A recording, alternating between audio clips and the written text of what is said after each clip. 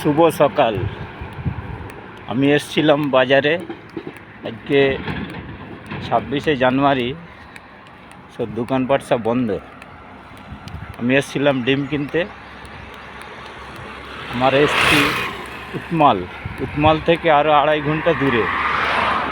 আজকে 26শে জানুয়ারি, সব মেয়েগুলো স্কুল থেকে আসতেছে প্রজাতন্ত্র দিবস পালন করে। আজকের দিনটা খুব গুরুত্বপূর্ণ দিন। আজকের দিনটা সারা পৃথিবীব্যাপী শ্রমিক সংগঠনের আজকে শোকের ছায়া। শ্রমিকের কথা কোনো সরকারি ভাবে না, সরকার ভাবে নিজের আত্মীয় স্বজনের কথা, নিজের কথা। আজকে প্রায় পৃথিবীব্যাপী এই রকমই অবস্থা চলছে।